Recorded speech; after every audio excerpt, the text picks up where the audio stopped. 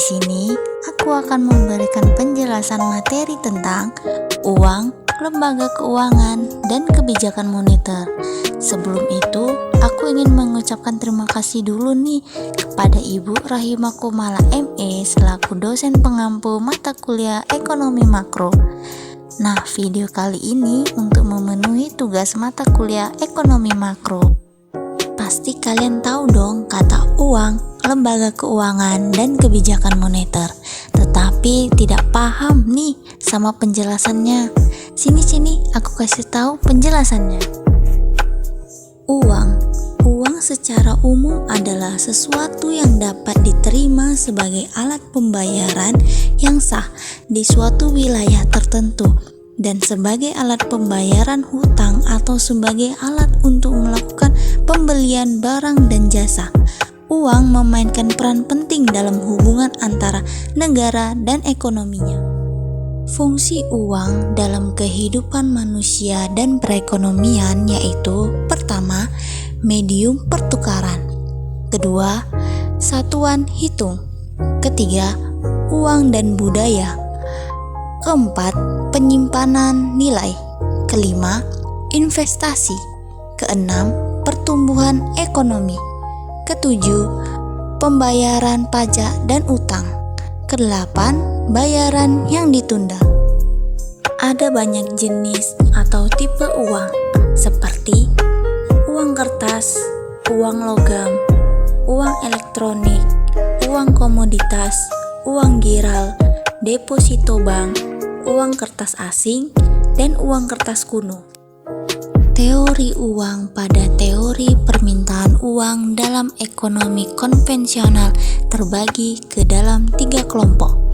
Teori yang pertama, teori permintaan uang sebelum Keynes, sering disebut sebagai teori permintaan uang klasik karena teori ini berdasarkan asumsi klasik yaitu perekonomian selalu dalam keadaan seimbang.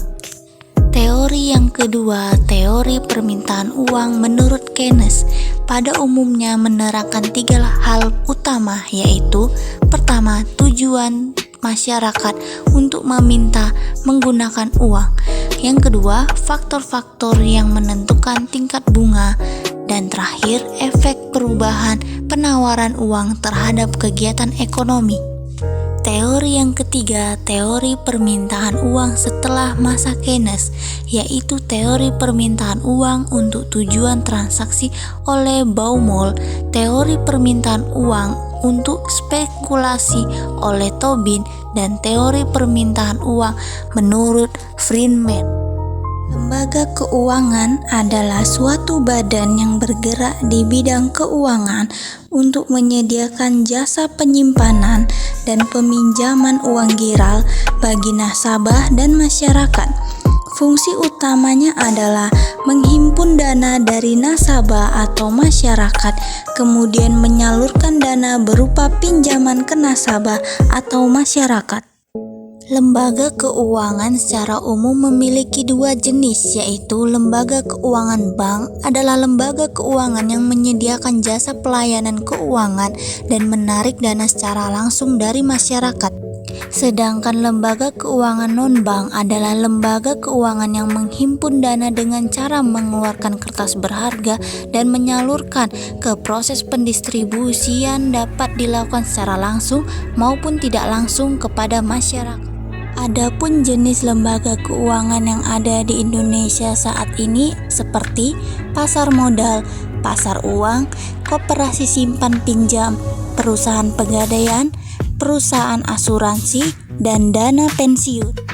Peran lembaga keuangan. Lembaga keuangan memiliki peranan seperti: pertama, pengalian aset; kedua, likuiditas; ketiga, realokasi pendapatan; keempat, transaksi; yang terakhir, efisiensi. Faktor yang mendorong peningkatan peranan lembaga keuangan. Keuntungan jangka panjang lembaga keuangan dapat memperoleh sumber dana atau meminjam uang dan penabung dengan tingkat bunga yang relatif lebih rendah, kemudian meminjamkannya dengan tingkat bunga yang lebih tinggi untuk jangka waktu yang lebih panjang kepada nasabah debitur. Kebijakan moneter adalah kebijakan bank sentral atau Bank Indonesia untuk mengendalikan perekonomian melalui beberapa instrumen moneter yang pada akhirnya akan mempengaruhi jumlah uang beredar, suku bunga, dan inflasi. Kebijakan moneter bertujuan untuk mencapai stabilisasi ekonomi yang dapat diukur dengan keseimbangan neraca pembayaran internasional, kesempatan kerja, kestabilisan harga, stabilitas ekonomi. Pengaruh kebijakan moneter terhadap ekonomi.